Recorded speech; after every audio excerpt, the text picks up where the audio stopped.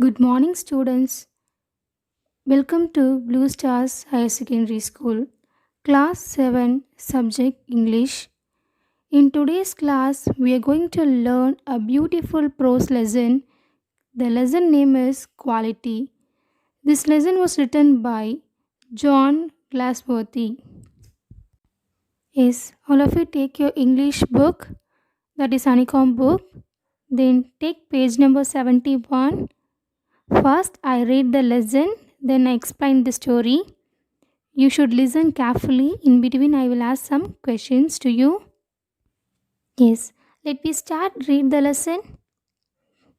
I knew him from the days of my extreme youth because he made my father's boots. He lived with his elder brother in his shop, which was in a small by street in a fashionable part of London. Here, the story begins with the author's past day. The author know him since his boyhood days. Mr. Gilser was a shoemaker who made his father's boots. The shop was a too little shop and very fashionable. This shop was located in London, is a part of London and small by street shop. Here, by street means narrow land, fashionable part means modernist area. Now we move to the next paragraph. The shop had a certain quiet distinction. There was no sign upon it other than the name of Gilser Brothers. And in the windows of few pairs of boots, he made only what was ordered, and what he made never failed to fit. To make boots, such boots as he made, seems to me then and still seems to me mysterious and wonderful. These two brothers was Germany. Gilson brothers made wonderful boots. The author had a very good opinion of them. He got his first shoe made from them when he was 14 years old. His boot seems to him mysterious. What is meant by mysterious? Yes, mysterious means full of mystery. And wonderful. What is meant by wonderful? Wonderful means wowful and very beautiful. He fully agreed with Mr. Gilser, who said that making such boots was an art. Now we move to the next paragraph. I remember well my shy remarks one day while stretching out to him my youthful foot. Isn't it awfully hard to do, Mr. Gilser? And his answer given with a sudden smile from out of the redness of his beard. It is an art. It was not possible to go to him very often. His boots lasted terribly, having something beyond the temporary, some sessions of boots stitched into them. However, the author visited his two brothers very frequently. The reason was that the boot made by him lasted very long, so they never seemed temporarily. It seemed as if it were essential of boots stitched into them.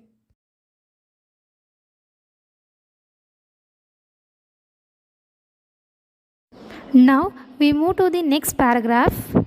Take page number 72. One went in not as into most shops, but restfully as one enters a church and sitting on the single wooden chair waited. A guttural sound and the tip top of his slippers beating the narrow wooden stairs, and he would stand before one without coat, a little bent in leather apron, with sleeves turned back, blinking as if awake from one dream of boots. What is meant by guttural? Guttural means some harsh sound made by the slipper. And I would say, how do you do, Mr. Gilser? Could you make a pair of Russian leather boots? Without a word, he would leave me retiring when he came or into the other portion of the shop, and I would continue to rest in the wooden chair, inhaling the incense of his trade. Soon he would come back holding his hand a piece of gold brown leather with eyes fixed on it. He would remark, "What a beautiful piece!" When I too had admired it, he would speak again, "When do you want them?" And I would answer, "Oh, as soon as you conventionally can." And he would say, "Tomorrow fortnight." Or if he were his elder brother, I would ask my brother. Then I would murmur, "Thank you. Good morning, Mr. Gilser." "Good morning," he would reply, still looking at the leather in his hand. And as I removed to the door, I would hear the tip top of his slipper going up the stairs to his dream of boots. In this passage, they are saying that the two Gulser brothers are owned the shop, and also they are doing all the works in the shop. They did not keep any servant because they did all the work themselves. On entering the shop, one would find nobody is there, but there was a wooden chair on which the customer would sit and wait for the get the slipper back. Then one of the two brothers would appears in the shop. He would show the leather and accept the order, and the author noticed that all the time the two brothers were looked at the leather. There seems to be lot in thinking of the leather and the boots. That is, the shoemaker is seeing the piece of gold brown leather only, and also he fixed his eyes into his work, and he says that what a beautiful piece, and he is remarking that work.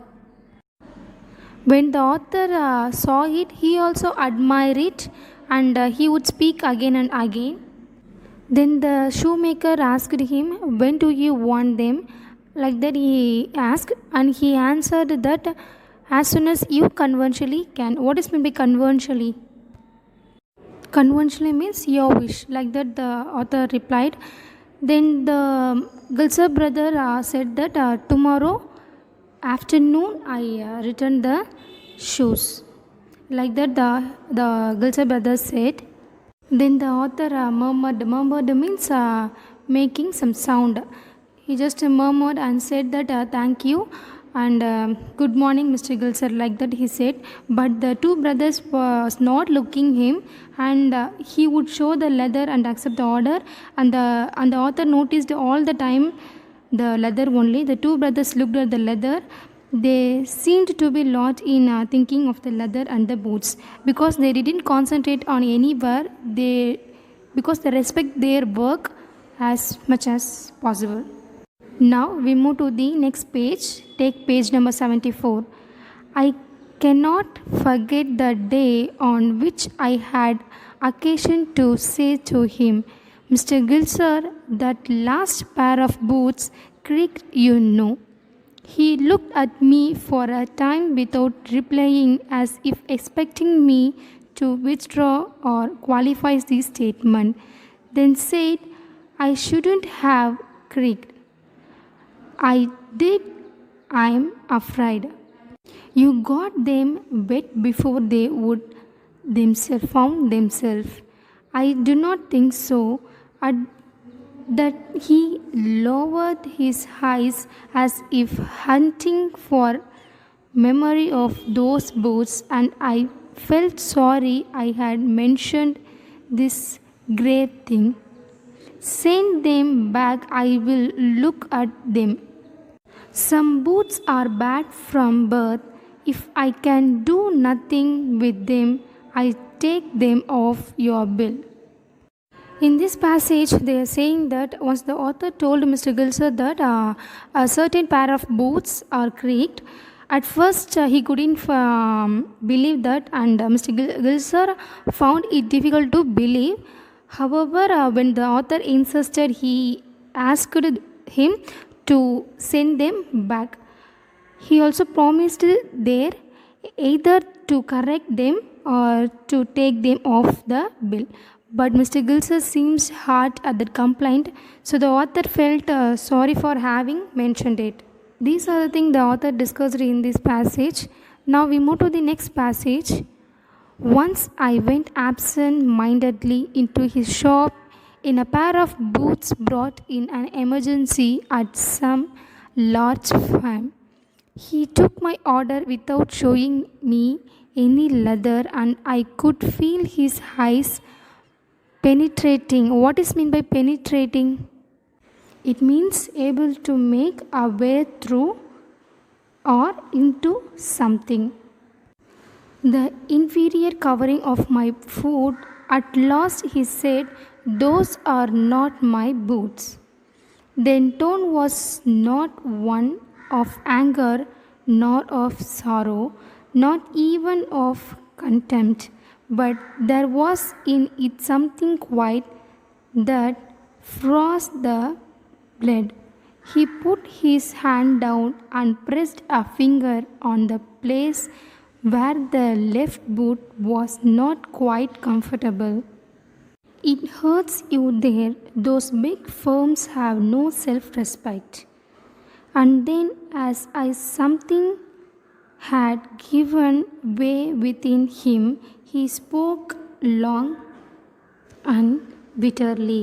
It was the one time I ever heard him discuss the condition and hardship of his trade.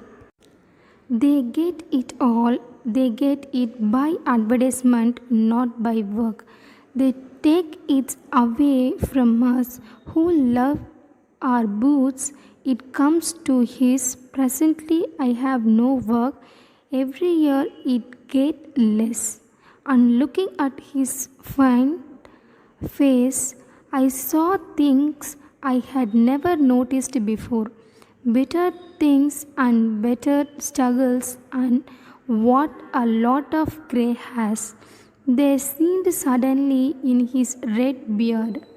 As best I could, I expressed the circumstance of those Eloman boots, but his face and voice made so deep an impression that during the next few minutes I ordered many pairs.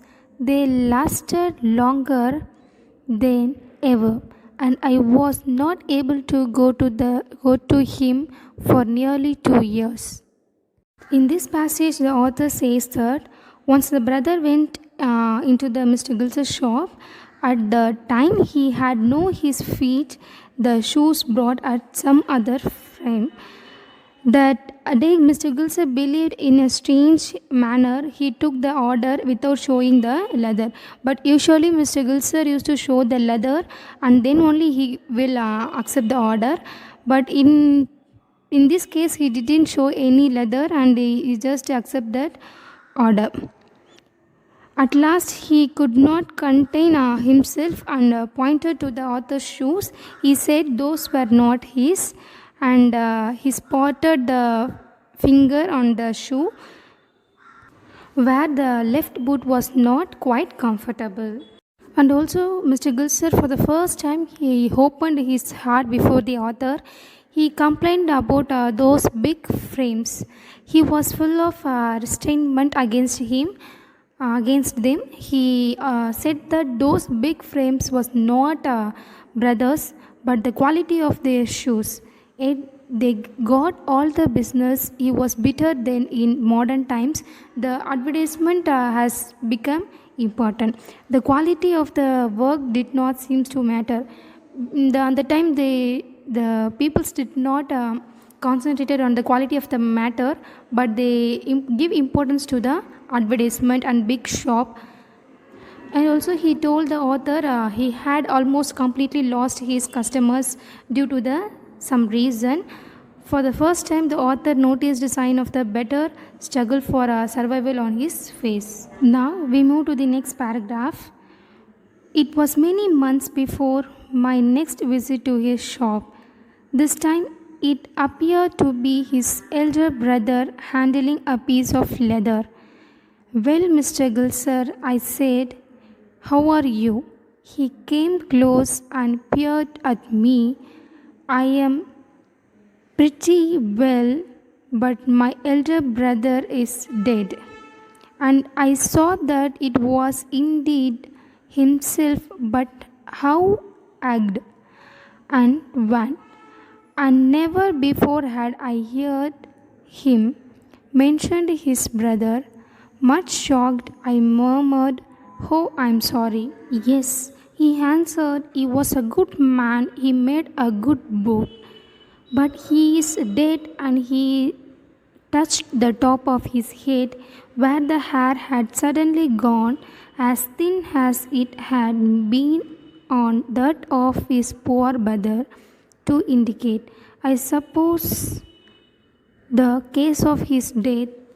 Do you want any boots? And he held up the leather in his hand. It is a beautiful piece.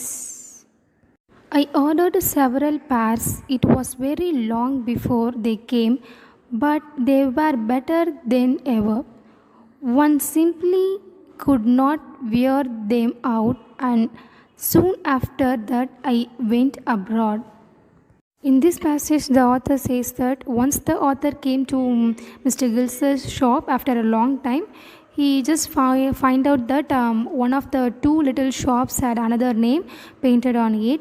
That day, Mr. Gill's took longer than usual to appear. The author had come there after a long time. The author wanted to escape Mr. Gill's eyes. He hastily remarked, "What have you done to your shop?" He told that the author. He told the author that he would not afraid the big shop, so he had left the half of it. And also, it was after many months the author went to Mr. Gill's shop again. It appeared to be the elder brother whom he met that day. A closer look revealed that it was the younger one. He told the author that his elder brother was died. The author was shocked, and he left pretty for the younger brother. It was this reason that he ordered several pairs of shoes on that day. Now we move to the next paragraph. Take page number 76. It was over a year before I was again in London, and the first shop I went to was my old friend's. I had left a man of 60. I came back to one of 75, pinched and warm, who genuinely this time did not at first know me. "Do you want any boots?" he said. "I can make them quickly.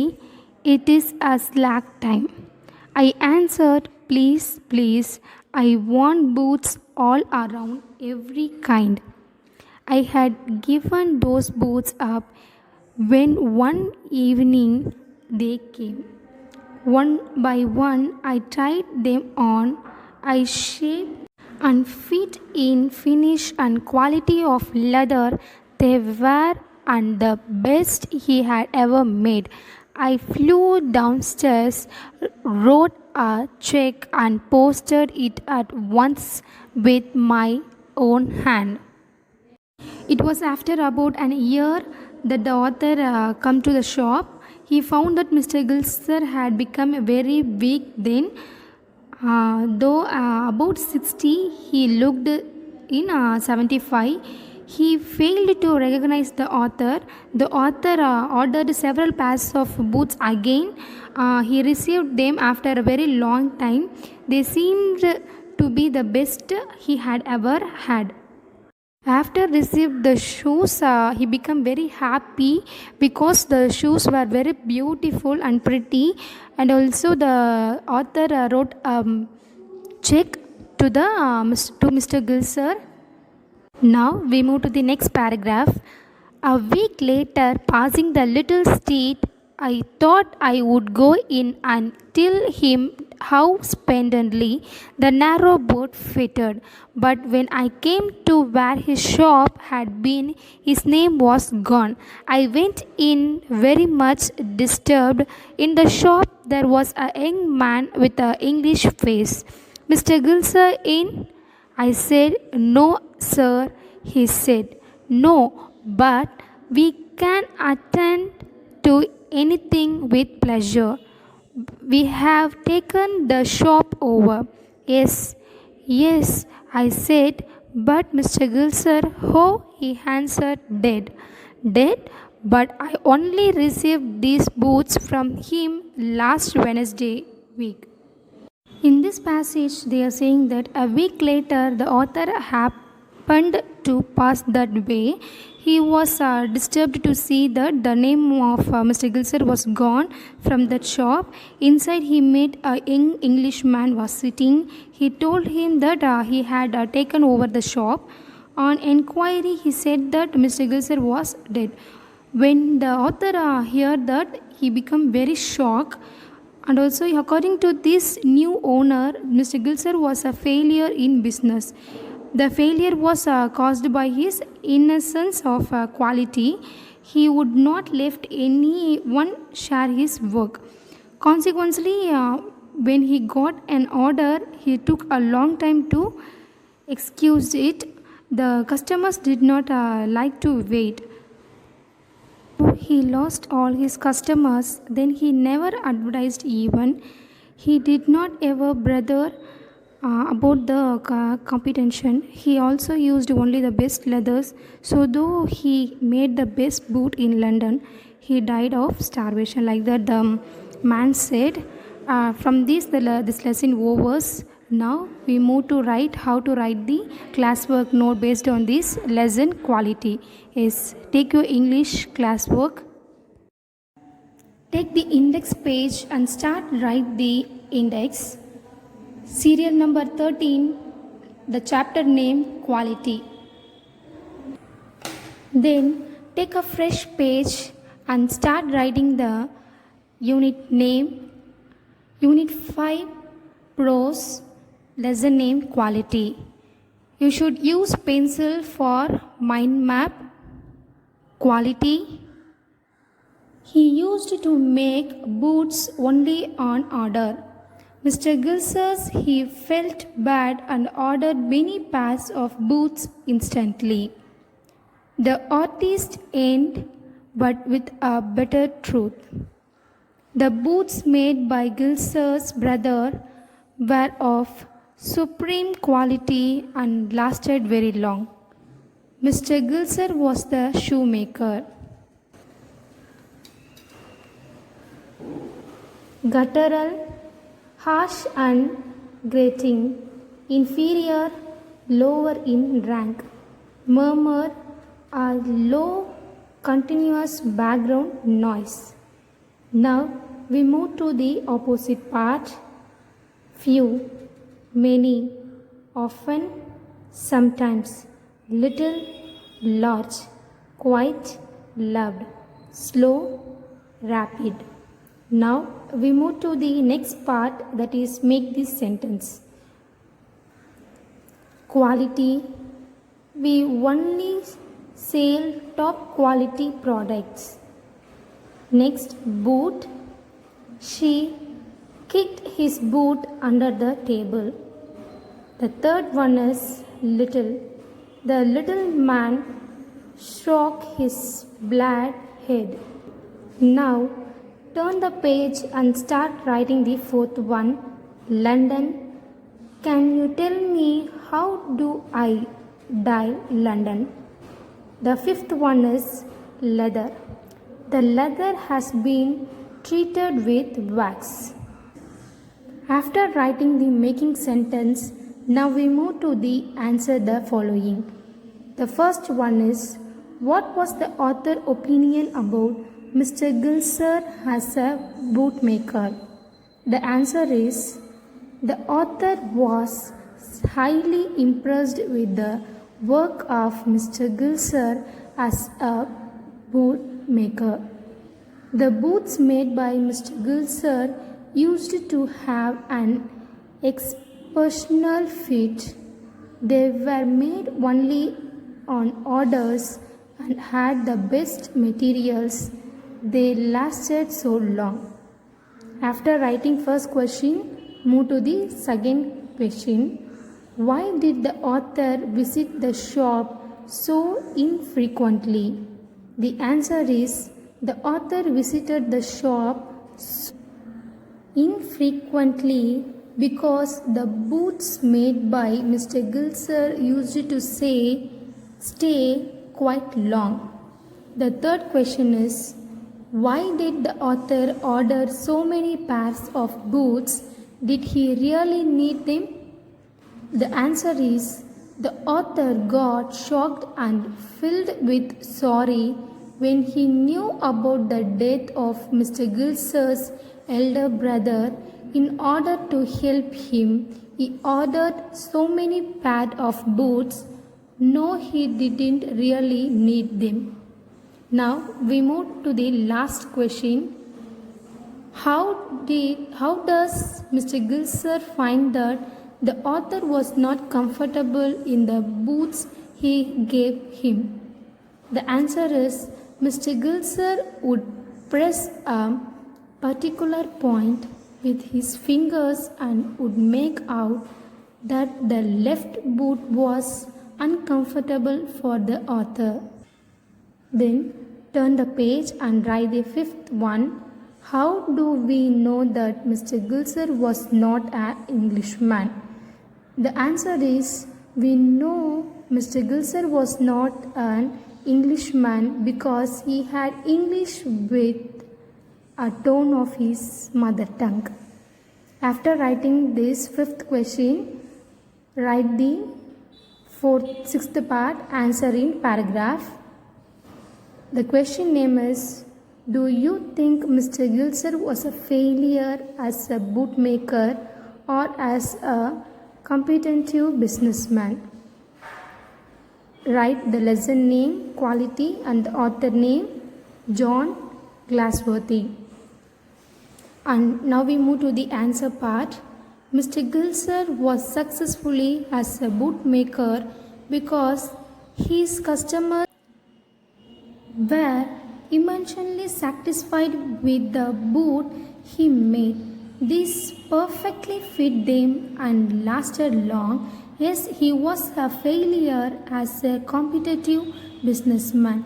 He didn't have money like the big firms, so couldn't invest on advertisements. He lost his business to them.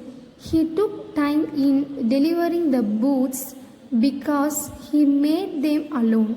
He lost his customers because of the delay in delivery. He worked hard, striving for long hours. Whatever he earned went on paying the rent for his shop and for buying leathers.